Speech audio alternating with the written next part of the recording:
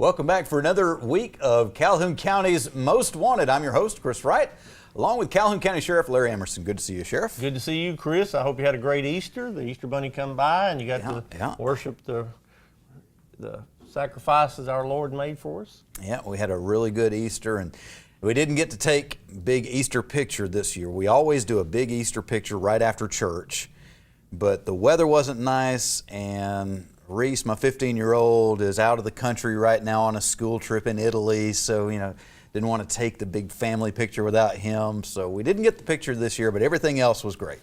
That's good. And certainly with the world as it is, being a world traveler is kind of a spooky time now. Yeah, his group, they left Monday of last week in the evening and landed in the morning in Paris. And as they're landing, the news is breaking about the bombings at the Brussels airport. So you can imagine my wife was a little distraught. Absolutely. Absolutely. And we thank you, as always, ladies and gentlemen, for your help assisting us to get criminals off the street and in the Calhoun County Jail. And I didn't get the number this week, Chris. 11 this week. Awesome. Yeah, that brings the total to 3,649. So that's a great week, and they never let us down. They never let us down, and thank you so much, because those arrests matter. And the other thing of drugs are a big issue, and these folks that are on drugs, getting them in custody separates them from the drug that caused their criminal problem. So it's a better thing for them. So you're not just putting them in jail, but you're rescuing them from that behavior. And certainly we're not going to say that every person that goes behind bars ends up giving up the drug addiction that put them there, but they at least have an opportunity. That is right. They have the opportunity. They have an opportunity to deal with them on other issues on their course of their life, and hopefully they'll do a better job. Absolutely. All right. Well, one thing that we want to point out that's going to be happening here in the coming days, and actually has already started just a little bit here in Calhoun County, we're starting to see a few more bikes on the roads, partially because the weather's getting nicer, and partially because this weekend, the Noble Street Festival, the Sonny King Criterium, and the McClellan Road Race.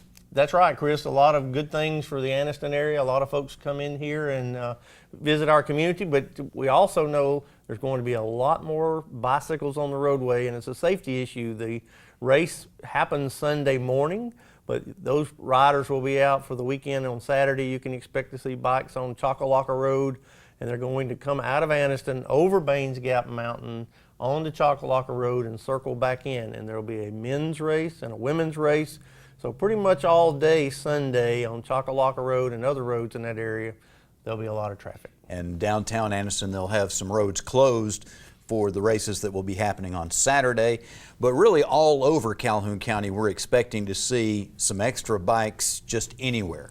Yes, and on the bicycle races, they will be escorted. So in essence, ladies and gentlemen, if you're behind these groups of bicyclists, please wait, be patient, let them run their race, and don't try to be in a rush, because Chockalocka Road's a pretty narrow, crowded road. Absolutely. All right. Better safe than sorry always. Okay, well, we're going to take a quick break. When we come back, we'll have the first half of this week's lineup on Calhoun County's Most Wanted. What are you doing? I'm trying to wash my camo so I'm ready for hunting season. Get that stuff out of my washer. You should take it to a laundromat. There isn't any good laundries around here. Sure there is. Washington Anniston Coin Laundry on Quintard across from Walgreens and beside the Social Security office. They have a washer that can handle a real man's jacket? They have the biggest washers and dryers around, and you can get all your stuff finished within an hour. Awesome. I'm headed to Washington Anniston Coin Laundry at 829 Quintard, and then I can take the rest of the day to get my other gear ready. Or maybe you can finish the yard work. Yeah, right after I sight my bow. Your word is rigmarole. Can you define it? A long, complicated, and annoying process. Can you use it in a sentence? The last time I tried to buy a car, I just got a big load of rigmarole. Well, you should have gone to Jacksonville Auto Sales. Jacksonville Auto Sales across from Walmart in Jacksonville, or find us on the web at jascars.com. Remember, Jacksonville Auto Sales, home of the no rigmarole deal. Amazing grace. How sweet the sound that saved a crackhead, drug addict, alcoholic, meth freak, a wretch like me. I once was Homeless, broken, sad, just lost. but now I am Sober, happy. I'm found.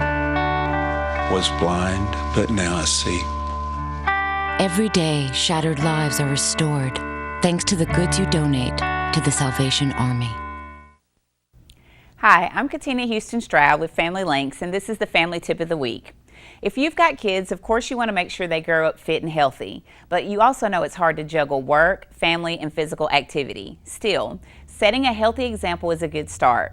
Research shows that parents who are physically active increase the likelihood that their kids will be active as well. So if you're looking for ways to get your kids involved, listen to the following tips. Number 1, plan outdoor activities. Set aside one day a weekend to do something active as a family. Swimming in the summer, sledding or hiking in the winter, or biking in the spring and fall.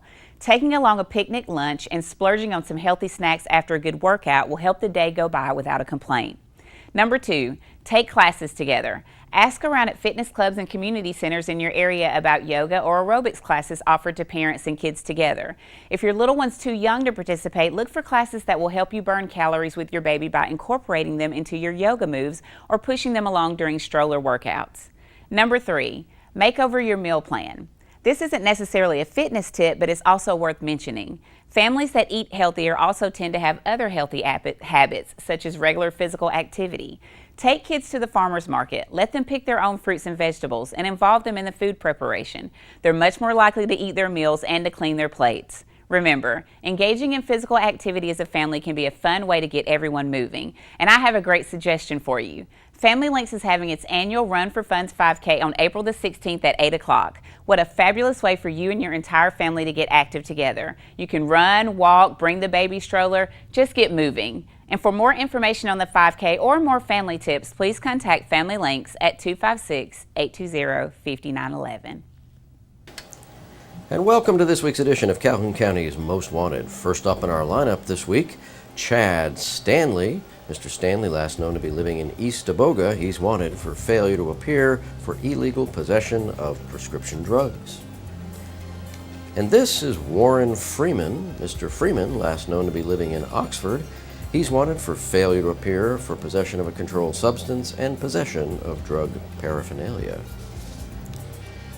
And meet Shannon Rudd. Mr. Rudd, last known to be living in East Teboga, he's wanted for probation violation for delivery and sale of drug paraphernalia. And take a look at Harold Rhodes. Mr. Rhodes, last known to be living in Alexandria, he's wanted for failure to pay child support and failure to appear for possession of a controlled substance. We'd like you to meet Roy Woodrow. Mr. Woodrow, last known to be living in Anniston, he's wanted for failure to appear on theft of property first and a probation violation for theft of property first. And take a look at Torrikus Martin. Mr. Martin, last known to be living in Anniston, he's wanted for probation violation on theft of property second. And last up for the first half of our lineup, Micklin Kissick. Mr. Kissick, last known to be living in Anniston, he's wanted on probation violation for theft of property second. And that's it for the first half of our lineup. Stay tuned for the second half later in the show. All right, Sheriff, there's some bad guys that we need to be watching out for. We'll have some more later on, but right now we want to talk about one specific bad guy that you really need to be aware of, and that is Sam. That's right. This is the guy we're looking for. And you're going to tell us about Sam. Well, We got Tracy and Susan here from Second Chance. Sam's not a person. What is Sam? Sexual Assault Awareness Month is SAM to us. And April is Sexual Assault Awareness Month. And so we've got a lot of awareness activities planned. We do them all the time anyway, but April is usually piled up a lot more. And Tracy's going to clue us in on some of those. We have so many things going on in just April alone, but starting with April 2nd, Second Chance is having a spirit night at 32 degrees from 4 to 6. And what's really fun about that, besides the frozen yogurt situation. We love that place. Oh, it's the best, isn't it? It's so great. Less guilt. So much less guilt. At least that's what I tell myself. And you haven't seen how much my kids pile up on top of that yogurt. They get a little bit of yogurt and this much candy on top of it. Oh yeah, mine too. Well, from 4 to 6, what's really great about the Spirit Night is that any of the proceeds that people who come in and purchase yogurt, 20% of those proceeds go to Second Chance. So that is really exciting. Mm-hmm. So we're stoked about that, and especially the fact that there's yogurt involved. So totally down with that. And that's one of those. A lot of times you have things going on where, okay, we're specifically talking about this. Mm-hmm. And then other times we're just raising money. This is one of those things where a family can come in, they can get some yogurt together, and if they choose, it can just be we're enjoying the yogurt together and mom and dad know that some of the proceeds are going to help Second Chance. Or it can be an opportunity to talk with your kids just a little bit about treating other people right. Exactly. So one of the things that we're trying to do with Second Chance, and I think probably advocates all over the country are trying to do, is work when these months happen, these awareness months happen, to take the stigma off of these crimes so we can start having those conversations that are so important. There's no reason why we can't talk about this, especially with our children, to let them know just that they'll be believed if something happens. That's a big deal. And Sheriff, I know you run into that in your investigations. A lot of times you know that a crime has been committed, but it's so hard for you to get somebody behind bars because people don't want to talk about it. They're ashamed of the crime even though they didn't do anything wrong. Exactly, Chris. They're the victim, and y'all know that as well as anybody, of course. But we encounter these folks and they've been victimized. Someone has harmed them, and they'll carry the scars of that emotionally for the rest of their life. We need to take criminal action against them, but we need a willing victim. So we certainly need cooperation from those victims to get something done. And we believe that when you have community support and you're showing survivors that no matter what they'll be supported and that people care, I think we may have more people coming forward to report and more people wanting to go and press on towards prosecution. It's a give and take, and I'm really excited that we're having that opportunity to do that. I think sometimes people, and you can tell me if I'm off base on this, but I think sometimes people know based on their personal experiences of who they deal with, maybe their mother or whoever might be very disapproving of something and they know they're going to get some negative feedback. And sometimes that's going to happen, but knowing that you're also going to get some support can make the difference. I think so. I really do. And when you have these opportunities, like when either it's our Spirit Night or it's the Journey for Hope Walk on April 16th, or it's even just the open house for our new sexual violence program office, we just want people to know that we're there and we'll support them no matter what. Disclosure of a sexual assault is probably the most difficult thing a victim will ever do, because there is a lot of guilt and there's blame from the community. Why was she wearing that short skirt?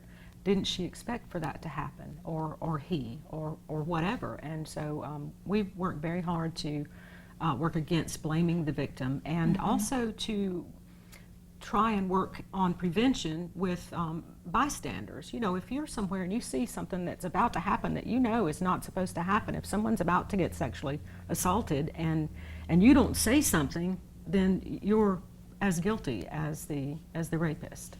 We absolutely have a responsibility to stand up and help others when they are unable to help themselves, or even, Sheriff, sometimes if they are able to help themselves some, but they need some assistance as well. That's a responsibility. Absolutely. Sometimes it starts with a bad choice, but even if you did make a poor choice, you still have the right to say no. And that is the thing that we've got to get people to understand. If you say no or somebody takes advantage of you unfairly, we need your help to do something about it. And there's a strong push right now in the movement for affirmative consent. I don't have to say no, I have to say yes. Correct. And so that's something for everybody to pay attention to. All right, well, we need to take a quick break, but I want to talk about this open house a little bit and the new facility that you have, and some other things as well with Second Chance when we come back here on Calhoun County's Most Wanted. The Ford brand has always brought you impressive style and legendary quality, and Sonny King Ford brings you the lowest price and the largest inventory, new or pre-owned. The new 2015 F-150 gets the best gas mileage of any truck without giving up its powerful towing capacity. The iconic new 2015 Mustang, with its classic pony car looks and hunkered down stance, preserves a legacy that defines American motoring.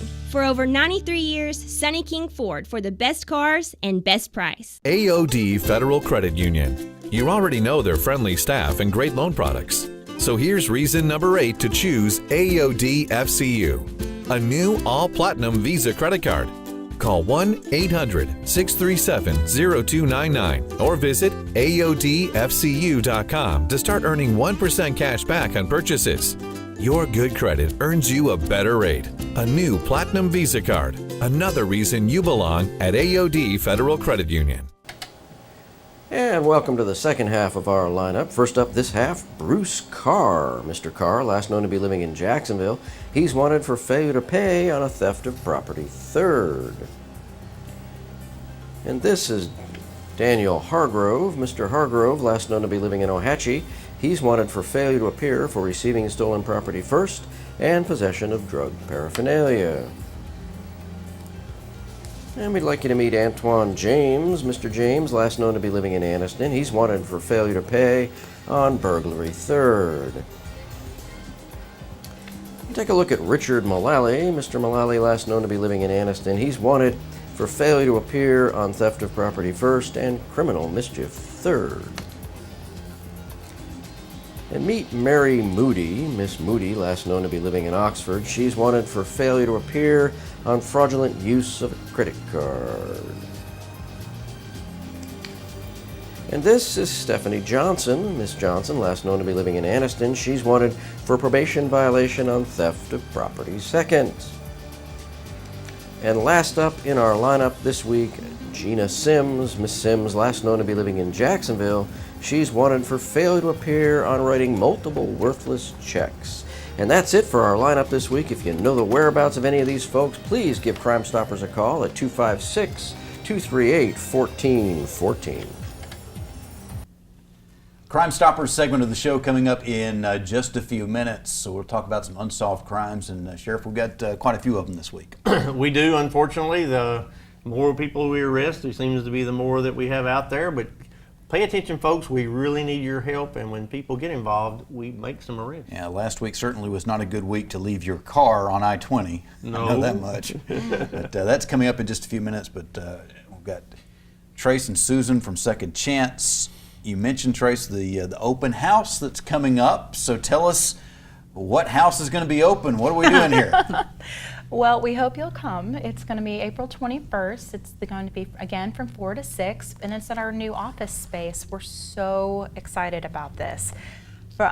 When Second Chance added on sexual violence services about 4 years ago, we were in a pretty small location. We were very close. We got close, yeah, on top of each other just a little bit. And now we have, through just some wonderful opportunities, we've got this great space just a few blocks up the road from our administration building. So it's going to be at 617 Wilmer Avenue. And we hope that everyone in the community will come and just check our space out and see what we're up to. And meet some staff and some board members. Exactly. Learn some things. Eat some snacks. Snacks are good. We like snacks. Well, we go from yogurt to snacks. You're talking our language. Exactly. See, there's food involved with most everything we do. Not that you can tell that. Mm-hmm. Yeah, it's not one of those things that it comes up in a casual conversation very often. Hey, let's talk about sexual violence and what's in the community for that. But an open house, this is a good opportunity to see the facilities. Mm-hmm.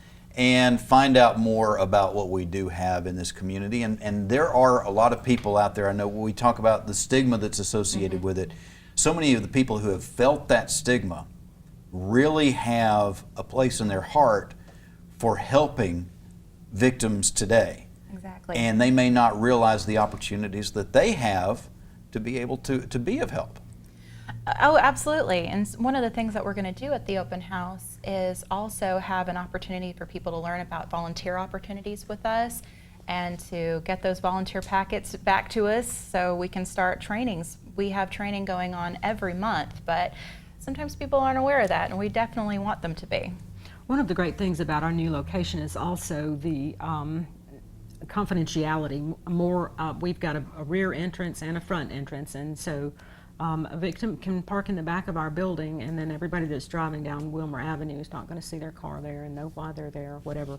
And we have free counseling services, and so oftentimes it's really difficult for a victim to come in if they think anybody else is going to know their business, and so this has alleviated that for us. Exactly. And Sheriff, I know that the folks from Second Chance and quite often the volunteers come in very handy when your deputies are investigating something that has happened.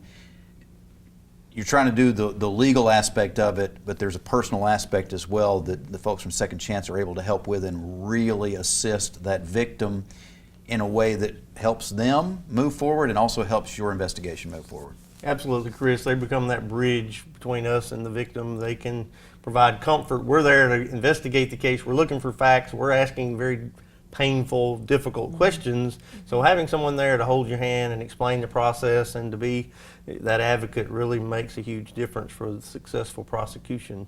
And being involved and being a volunteer, being trained to do that means a lot to us all.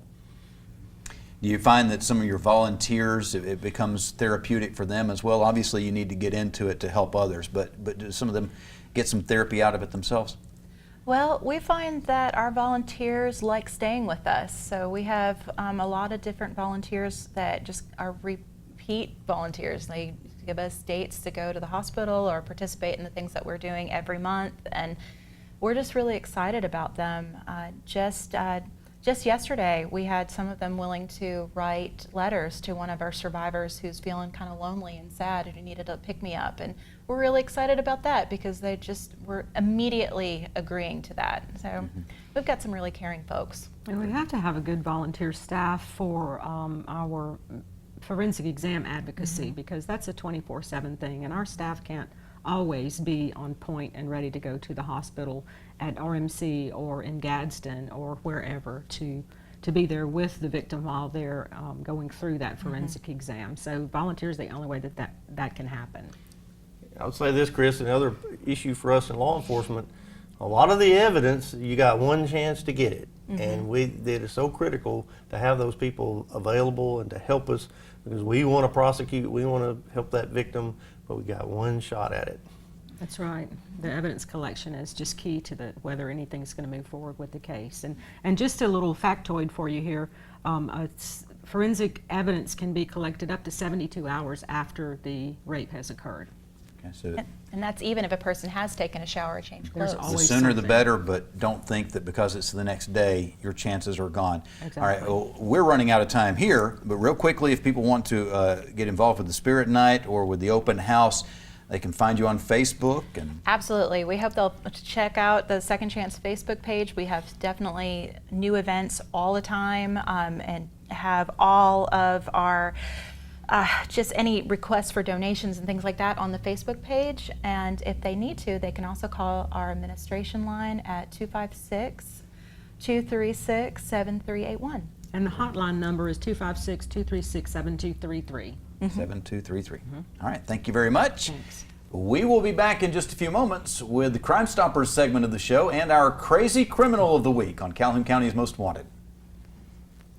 The Ford brand has always brought you impressive style and legendary quality, and Sonny King Ford brings you the lowest price and the largest inventory, new or pre-owned. The new 2015 F-150 gets the best gas mileage of any truck without giving up its powerful towing capacity. The iconic new 2015 Mustang, with its classic pony car looks and hunkered down stance, preserves a legacy that defines American motoring. For over 93 years, Sonny King Ford for the best cars and best price. Amazing grace. How sweet the sound that saved A crackhead. Drug addict, alcoholic, meth freak, A wretch. like me. I once was. Homeless. Broken. Sad. just lost, But now I am. sober. Happy. I'm found. Was blind, but now I see. Every day, shattered lives are restored thanks to the goods you donate to the Salvation Army. Your word is rigmarole. Can you define it? A long, complicated, and annoying process. Can you use it in a sentence? The last time I tried to buy a car, I just got a big load of rigmarole. Well, you should have gone to Jacksonville Auto Sales. Jacksonville Auto Sales across from Walmart in Jacksonville, or find us on the web at jascars.com. Remember, Jacksonville Auto Sales, home of the no rigmarole deal. And welcome to the Crime Stoppers portion of our show, where we ask you to put on your deer stalkers and help our investigators with these cases. First up on your caseload this week, on March 21st, this residence was burglarized on Choccolocca Road in Anniston. They got away with a pistol. On March 24th, a vehicle was broken into at the Pinky Burns Trailhead. Electronics and credit cards were stolen from that vehicle.